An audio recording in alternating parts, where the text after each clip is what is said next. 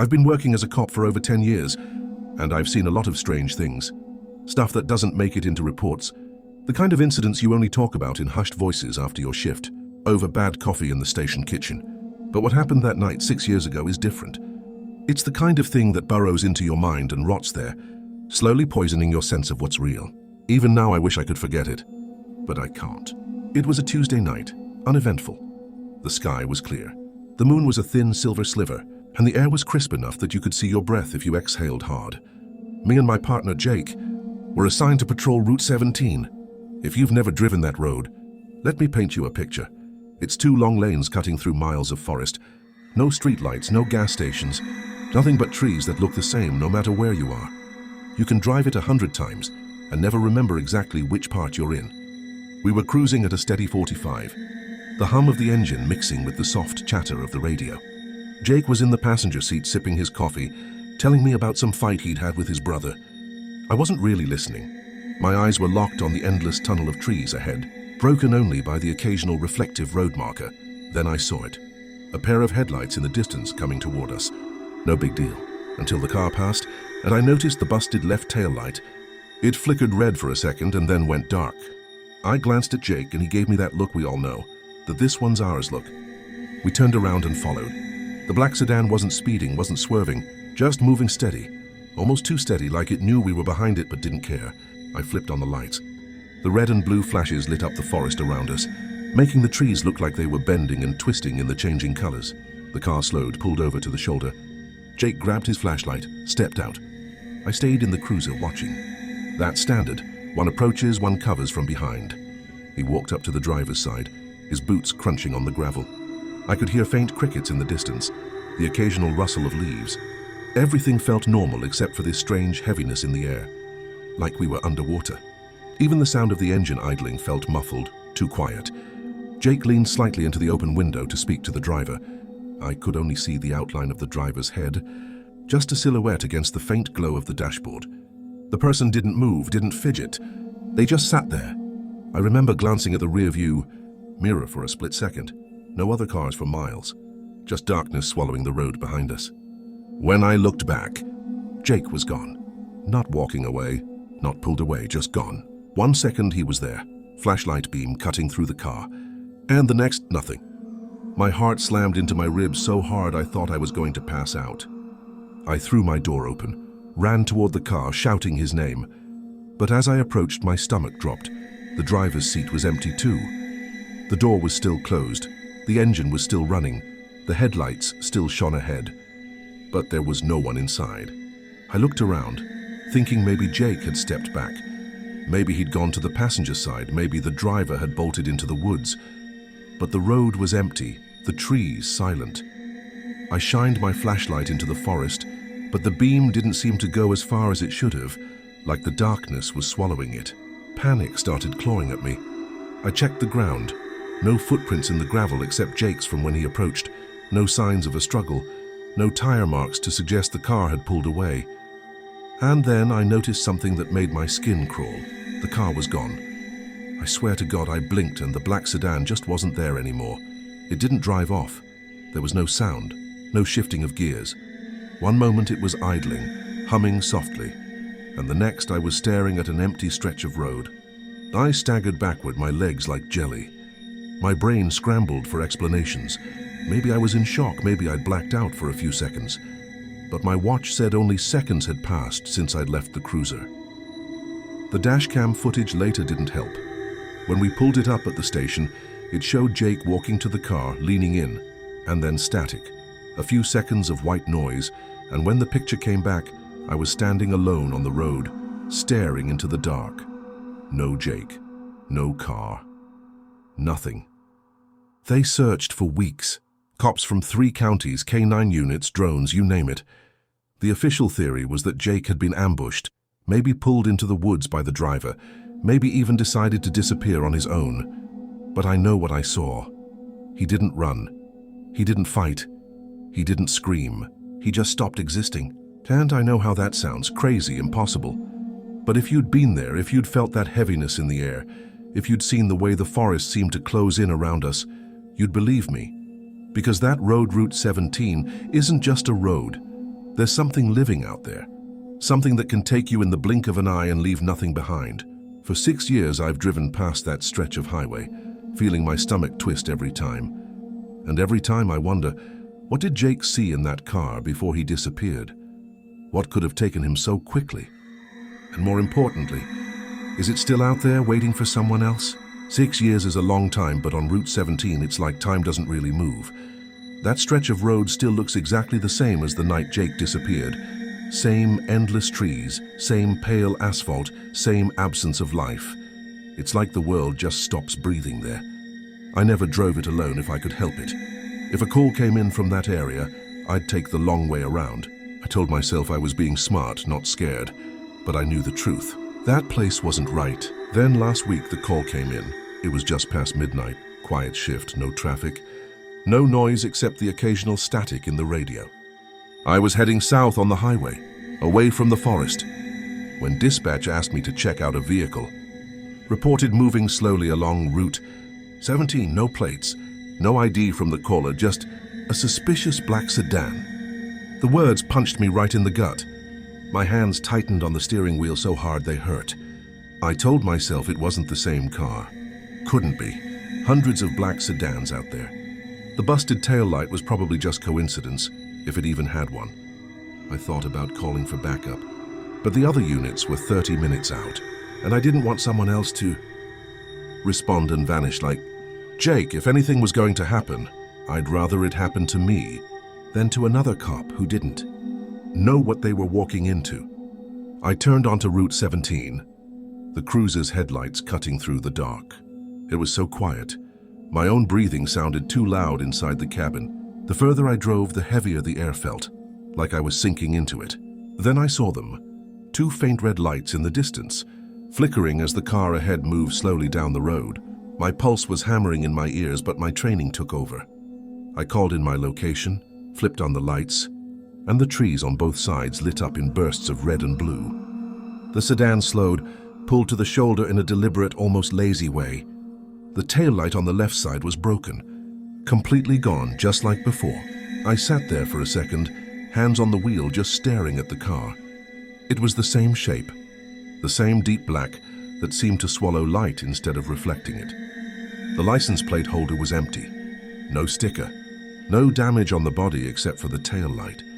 I finally stepped out, my boots hitting the gravel with a crunch that felt way too loud. The night was warmer than that night 6 years ago, but a cold shiver still slid down my spine. The smell of pine and damp soil filled the air, stronger than it should have been. I noticed something weird. The trees on both sides of the road seemed closer to the asphalt than I remembered, leaning in like they were listening. I walked toward the driver's side. My flashlight beam cut through the darkness and landed on the window. The glass was tinted, but I could make out the shape of someone inside. A person in the driver's seat, wearing what looked like a uniform. My stomach flipped when I realized it wasn't just any uniform. It was the same style we wore 6 years ago, right down to the badge on the chest. When I reached the window, I angled the beam inside. The driver turned his head slowly toward me, and my throat closed up. It was Jake. Exactly the way he looked the night he vanished. Same hair, same clean-shaven face, even the same crease in his uniform shirt from where he used to fold it after laundry. But there was no recognition in his eyes. They were black. Not just dark brown, completely, unnaturally black from corner to corner, reflecting my flashlight like 2 pools of oil. I froze, my mind screaming at me to run, but my body wouldn't listen. He smiled at me, slow and deliberate, like someone trying to remember how to mimic human expression. I finally managed to speak his name, and his smile widened. 6 years, he said, and his voice made my skin crawl. It wasn't just his voice, it was layered, like someone else was speaking underneath it. A low, distorted echo, like a second mouth was repeating his words a half-second behind him. I asked him where he had been, what happened that night. He tilted his head like he was trying to decide how much to tell me. His movements were too precise, too careful, like his bones didn't fit right under his skin. The air around us got colder. I could see my breath now, fogging in front of my face even though it was warm when I left the cruiser. I heard something in the trees, a faint shuffle, a low crack of a branch snapping. like something moving just beyond the edge of the light.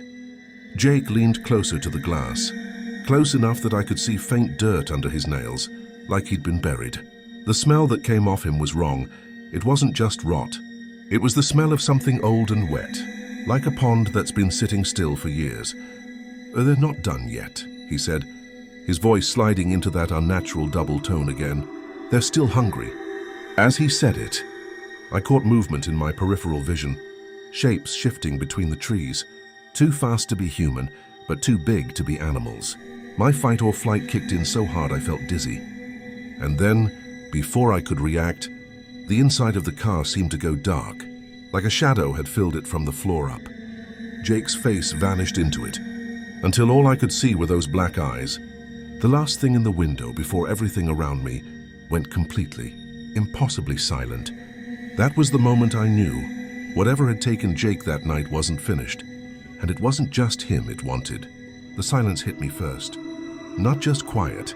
This was a silence that felt heavy, like it had weight, pressing against my ears until I could hear my own pulse thudding inside my skull. My flashlight flickered once, then went out completely. So I tapped it, shook it, nothing. The only light left was the faint glow from my cruiser's headlights, but even that seemed wrong. It didn't stretch as far as it should. The beam just stopped about 20 feet ahead. Like the darkness was solid, I turned back toward the sedan, ready to back away, ready to put as much distance between me and Jake, whatever Jake was now, as I could. But the driver's seat was empty. The car was empty. The engine was still running, humming low, but there was no one inside. My heart was beating so hard I could feel it in my throat. My first instinct was to get to my cruiser and call this in.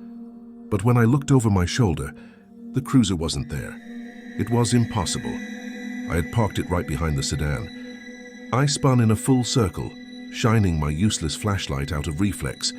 But there was no car, no headlights, no road, just blackness in every direction, and the faint outline of trees that seemed closer than before. I started walking backward, trying to keep my eyes on the sedan, but after 3 steps my heel caught on something soft, so I looked down. The ground wasn't gravel anymore, it was wet. My boots sank half an inch into mud that hadn't been there before. The smell hit me then, that same foul, damp earth scent that had come off Jake. Only now it was stronger, thick in my nose and mouth, making it hard to breathe. My skin prickled, and every instinct I had told me that something was standing just behind me. I didn't turn around. I couldn't. Instead, I focused on the sedan, because somehow that felt safer than facing whatever was in the dark. The windows were darker now, so dark I couldn't even see the faint shapes I'd seen before. Then, without any sound, the passenger side door opened. Slowly, deliberately, a figure stepped out, tall and thin, but not shaped right. Its movements were stiff, like it was being controlled by strings. And when it turned its head toward me, I realized it wasn't Jake, it wasn't anyone. The face was featureless. No eyes, no mouth, just smooth, pale skin stretching over a head that tilted unnaturally far to one side. The thing started walking toward me, slow at first, then faster. The sound of its steps wet and sucking in the mud. I stumbled back, my boots slipping, my hands clawing at the damp air like I could push it away. The smell was choking me now, making my eyes water. And then I heard it, Jake's voice close to my ear, though no one was there. "It's your turn," he whispered. That double voice was still there, low and distorted beneath his own. I spun around and saw him standing less than a foot away, black eyes locked on mine, his grin wide and wrong. His skin looked stretched too tight over his bones, like he'd been pulled out of something that didn't want to let him go.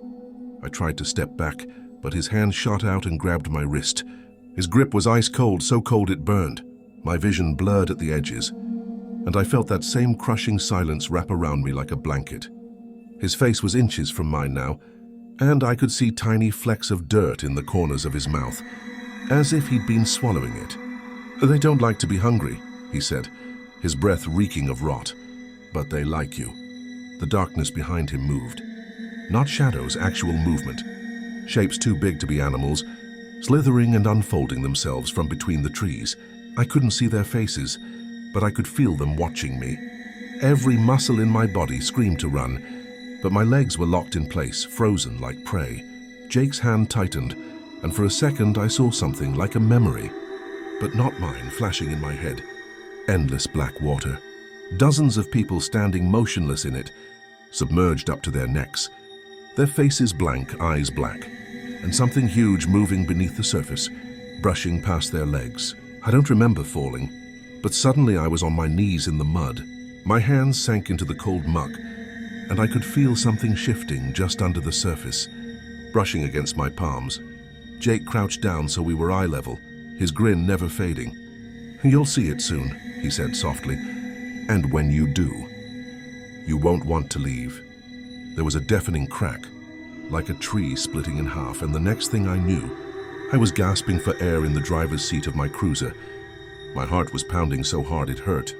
Then the headlights were pointed down an empty stretch of Route 17. My radio was spitting static. The clock on the dash said it was 4:17 a.m. I had no memory of how I'd gotten there. I thought for a moment it might have been a dream. But when I looked to my right, something was sitting on the passenger seat. Jake's badge. The same one he'd been wearing the night he disappeared. The metal was caked in dirt, wet enough to smear onto my fingers when I picked it up. I drove back to the station without stopping, without thinking, without even breathing properly. I haven't gone back to that road since. I avoid it, even when I'm off duty. I tell myself I'm not scared, just cautious, but deep down I know the truth. They let me go that night. I don't know why, but I know they'll come back. And when they do, I don't think they'll let me go again.